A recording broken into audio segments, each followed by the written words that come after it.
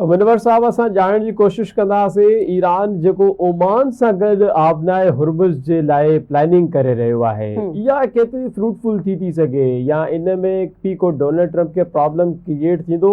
Oman जो त मामलो वरी बि ज़्यादा हद तक बहितर नज़र पियो अचे। ॾिसो, पहिरियों इहो त आबनाए हुर्मुज़ वाज़ not the problem between US and Iran. इहो त हिकिड़े क़िस्म जो रिज़ल्ट थियो, इफेक्ट थियो न। असल मसलो त ॿियो हो, जंग त ॿी शइ ते ही। ऐं जॾहिं असांजे फील्ड मार्शल सईद आसिम मुनीर साहब 3 ॾींहंनि जो दौरो कयो ईरान जो, उन में जेको मामलो तय थियो त Iran blockade straight of Hormuz जो खोलींदा त अमेरिका बि खोले छॾींदो, पर ईरान जॾहिं खोलियो त अमेरिकन्स न खोलियो, ॻाल्हि उतां बिगड़जी वई। हाणे दुनिया में तासुर इहो थो वञे त अमेरिका नाकाम थियो आहे स्ट्रेट ऑफ हुर्मुज़ खे खोलाइण में। ऐं ईरानी जो क्लेम इहो आहे त बाबा वरी वरी जेको असांजे मथां हमिलो थिए थो पियो, इन जी का गारंटी या वारंटी असांखे मिले त इहो हमिलो वरी न थींदो। हाणे वारंटी ऐं गारंटी ॾे केरु? छो त JCPOA जो को मुआइदो थियो 20 महीननि जी सफ़ारतकारीअ खां पोइ, जेको जनवरी 2016 में दस्तखत थियो, जंहिंमें ईरान 80 मण इनरिच यूरेनियम रशिया जे हवाले कई कैस्पियन जे थ्रू। हाणे त मसलो आहे 400 किलोग्राम यूरेनियम इनरिच।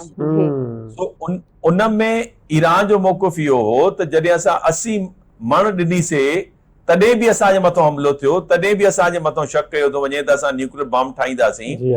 हाणे जो असां 400 किलोग्राम ॾियूं त कहिड़ी गारंटी वारंटी आहे त वरी हमिलो न थींदो?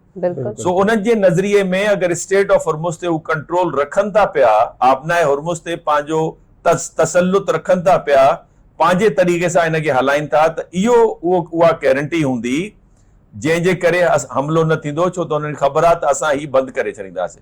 सो तंहिं करे हिकिड़ो इहो फैक्टर, ॿियो इंटरनेशनल लॉ ऑफ सी जे तहत हू पंहिंजो आर्ग्यूमेंट ॾियनि था पिया, ऐं टियों फैक्टर इहो ॿुधाइनि था त जॾहिं डार्डिनल्स ऐं बास्फोरस टर्की हलाए सघे थो, स्वीस कैनाल जॾहिं इजिप्ट हलाए सघे थो, पनामा जॾहिं पनामा कैनाल हलाए सघे थो, त स्टेट ऑफ हुर्मुज़ असां छो न था हलाए सघूं? सो इहो हुननि जो आर्ग्यूमेंट आहे।